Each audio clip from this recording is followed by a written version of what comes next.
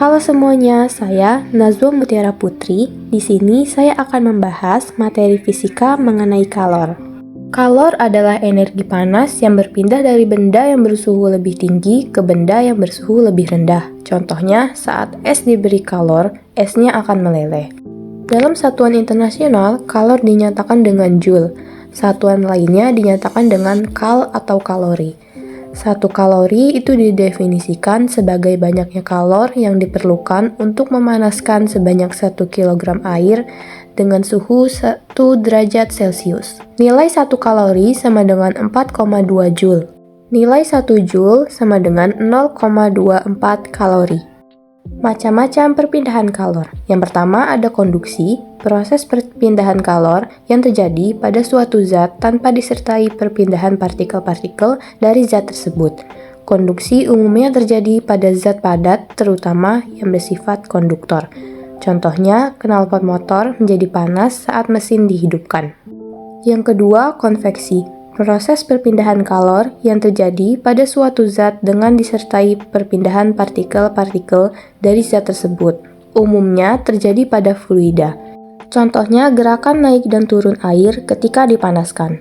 Yang ketiga, radiasi. Proses perpindahan kalor yang terjadi dalam bentuk perambatan gelombang elektromagnetik tanpa memerlukan adanya zat perantara atau medium.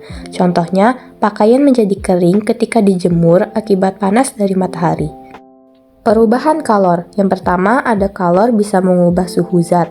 Ketika suatu benda menerima atau melepaskan kalor, suhu benda tersebut bisa mengalami kenaikan atau penurunan sesuai dengan jumlah kalor yang terlibat.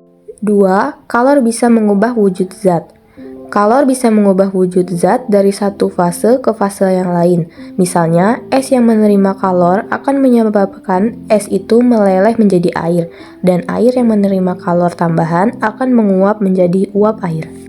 Rumus-rumus kalor. 1. Perpindahan kalor. Jumlah kalor yang diterima atau dilepaskan suatu benda bergantung pada massa benda, kalor jenis benda, dan perubahan suhu yang dialaminya.